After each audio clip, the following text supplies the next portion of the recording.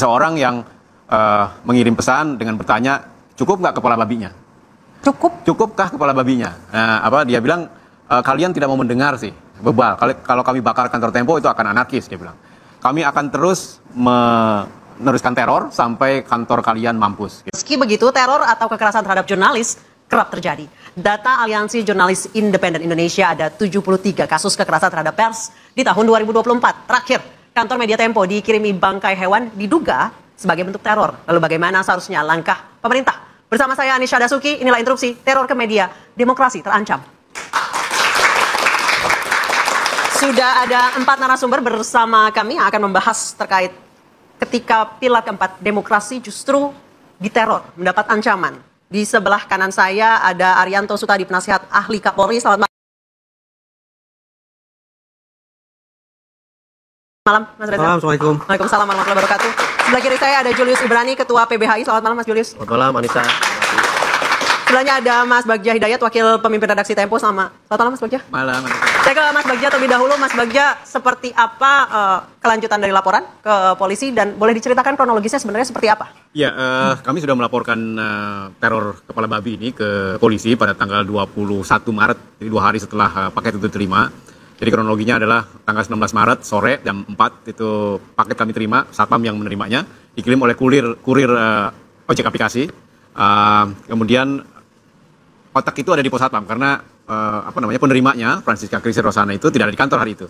Dan kelihatannya memang si kotak ini tidak ada alamat pengirimannya karena itu kosong, hanya dibalut dengan selotip yang keras gitu.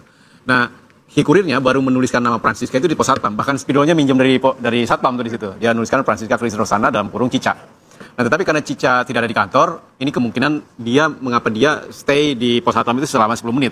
Itu kenapa CCTV merekam sepeda motornya, nomor polisinya, kemudian bahkan dia buka helm. Kita lihat dia 2 kali menelpon seseorang entah siapa, lalu dia pergi setelah 10 menit itu. Ini kan tidak biasa untuk seorang kurir. Biasanya kurir kan taruh barang karena dia banyak urusannya, dia segera setelah tanda tangan serah terima dia pergi lagi. Ini stay 10 menit.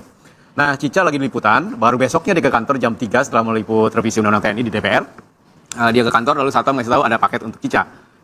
Lalu paket itu diantarkan ke satpam dan diambil oleh Cica, naik ke atas ke lantai 4 karena kantor redaksi di Tempo. Lalu dibuka oleh teman-teman di ruangan newsroom itu. Begitu dibuka kelihatan ada baunya sangat menyengat. Husein yang membukanya dia sampai kesulitan mengguntingnya karena itu selotipnya keras sekali. Nah, begitu dibuka dia lihat itu kelihatan daging, dia panggil office boy untuk tolong dibukain.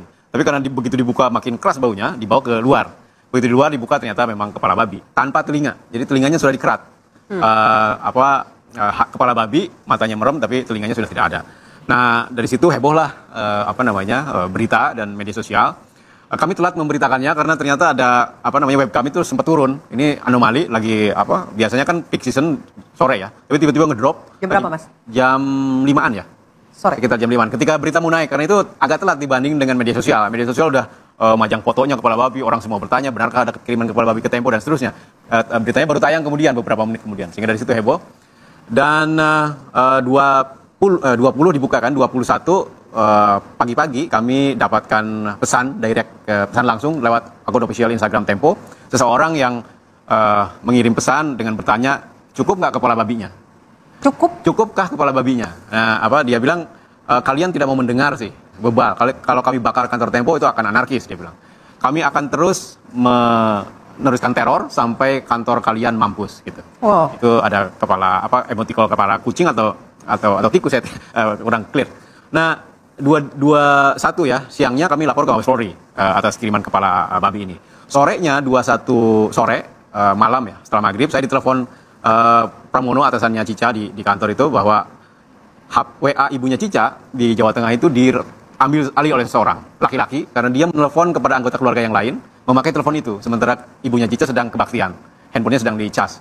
Menelpon keponakan itu lalu ditanya ini siapa, dijawab oleh pemilik pengambil alih itu, kalau kamu ingin tahu saya keluar dari rumah, dia bilang. Nah, tentu saja si anggota keluarga ini di kota lain ya, dia menelpon Cica ngasih tahu. Nah, Cica konfirmasi ke rumah memang WA ibunya sudah diambil alih orang, walaupun device-nya tetap ada di rumah gitu, sedang kebaktian ibunya dan handphonenya ada di rumah. Itu 21 malam. 22 pagi, jam 2 pagi ternyata ada dua orang yang juga memakai ojek aplikasi itu melempar sekardus berisi 6 ekor tikus yang dipotong kepalanya. Itu kelihatannya tikus got karena begitu dibuka itu masih basah tikusnya. Diketahui oleh petugas kebersihan jam 8 pagi. Nah, karena dia pikir petugas kebersihan ini di kantor Tempo sedang ada pembagian parcel gitu, karena mau lebaran ya.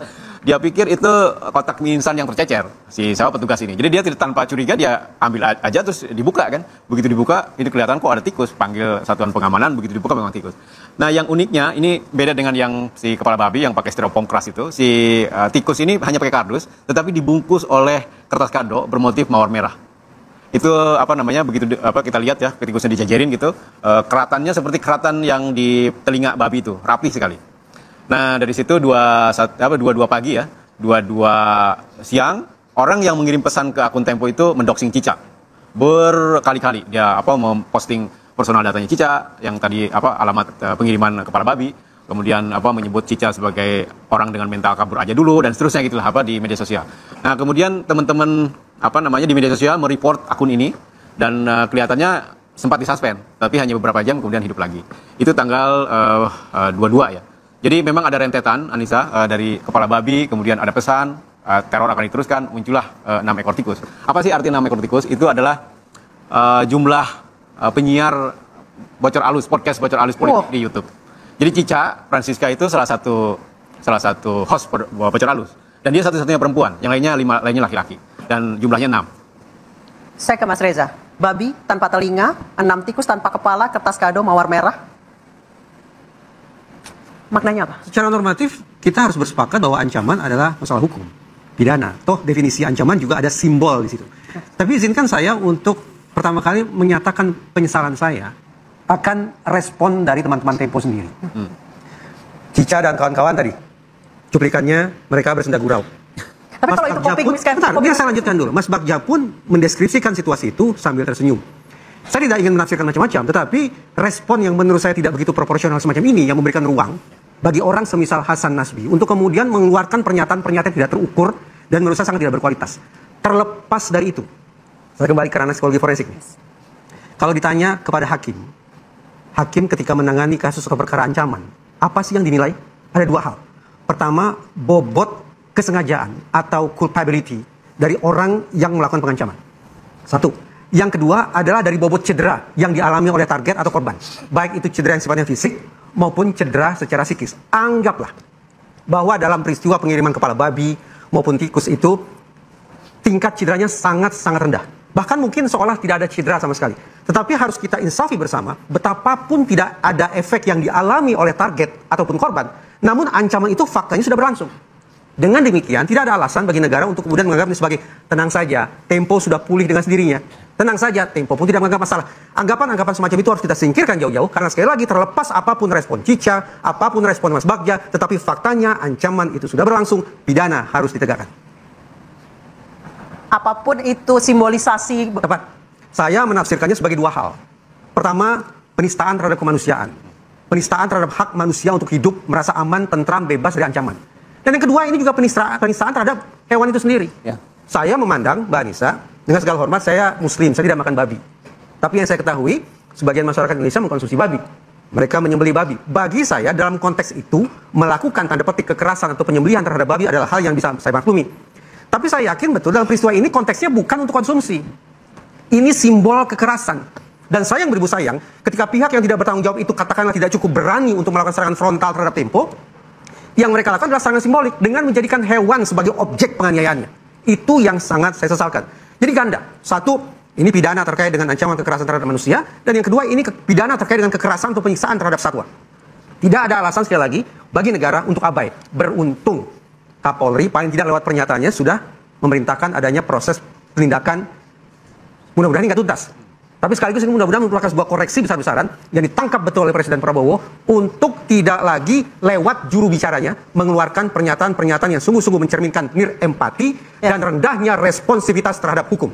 Baik, saya ke Mas Bagja sebentar. Kondisi Mbak Cica sekarang gimana? Di rumah aman, tentu saja dia psikologisnya baik-baik. Ya, dia berkonsultasi dengan psikolog. Tadi Mas Reja mungkin karena ini sudah berapa hari ya, kita terguncang semua Mas. Waktu pertama-tama kita denial video tadi coping mechanism ya. Denial mencoba terlihat kuat saya sendiri pada teman-teman, apa saya tahu kita semua terguncang, tapi kalau merespon di media sosial, please tunjukkan kegembiraan, tunjukkan bahwa kita kuat, karena saya tidak ingin siapa penerornya itu merasa menang dengan kita terpuruk dan kita merasa sedih. Cica ketika menerima sesaat setelah menerima itu dan itu dia tahu ditujukan kepada dia menangis. Tapi setelah itu karena kami saling menguatkan, saling menghibur, maka muncullah video yang Pram tadi itu. Itu untuk menunjukkan bahwa kami kuat. Itu sesungguhnya, saya tidak tahu ya, bukan ahli psikologi, tapi kan orang yang kena musibah itu biasanya satu menolak dulu, denial, kemudian marah, habis itu bargain, kemudian release, dan kemudian terakhir akseptansi, penerimaan. Mungkin sekarang kami sudah dalam tahap ngeri sedap gitu. Antara ngeri, mengapa? Karena kami tahu kami sedang diteror, tapi kami tidak tahu siapa pelakunya. Sekarang kami sudah melakukan SOP untuk teman-teman di Tempo, meningkatkan keamanan. Sekarang tidak boleh ada lagi wartawan yang ketemu narasumber sendirian. Ketemu liputan harus di backup gitu. Dan harus lapor ke kita membentuk krisis center. Jadi harus melapor semua siapa yang liputan. Paling tidak bosnya harus tahu, artinya level di atasnya harus tahu. Itu cara kami untuk meningkatkan. Tetapi bagaimanapun kami was-was. Saya terus terang kesini aja was-was. Kemarin ke salah satu stasiun TV saya dikawal. Karena itu perintah SOP yang harus dilaksanakan. Dan ya was-was dan kami takut, kami jeri karena kami tahu diteror. Jadi ketika kepala babi kami terima, terus terang kami ketawa-ketawa awalnya. Tapi begitu tikus kami terima, itu silent semua. Gila, ini beneran ini serius. Ini ada orang yang mengancam dan dia membuktikan ancamannya. Tidak hanya kepala babi, tapi juga 6 ekor tikus yang simboliknya clear sekali. 6 ekor tikus dipotong kepalanya dan itu mencerminkan 6 penyiar podcast Bocor Halus gitu. Spesifik sekali.